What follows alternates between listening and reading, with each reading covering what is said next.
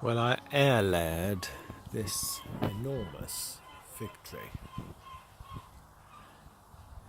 and it must be over 6 feet tall, 6.5 feet, 7 feet tall, and it was a cleft in the fig tree, two branches, and I stripped the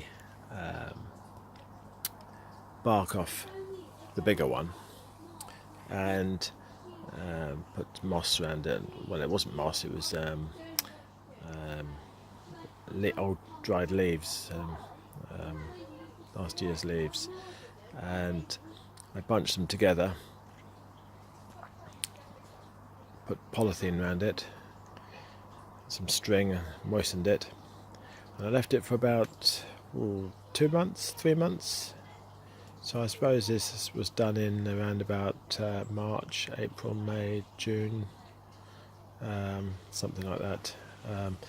And in June I cut below both branches, where the cleft was, and put this in soil, and I've been watering it ever since. Now, the other branch, which wasn't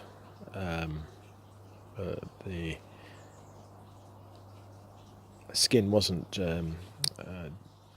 removed on that one,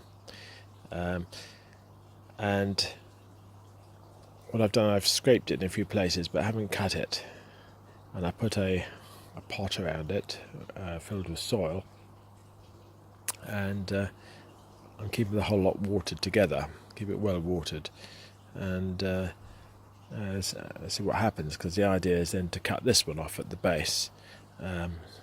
Really an experiment, but it's the experiment is to see whether I can take an air layering without actually stripping all the bark off, because I didn't want to strip too much off and put a strain on the root system. And it's got a good root system, but it's obviously small and young for the plant. Now, I did get some dieback on some of the leaves, but it was in the sun, and we've had some very hot weather recently. But I haven't removed the leaves. I've just let them wither and dry back naturally, the ones which died, and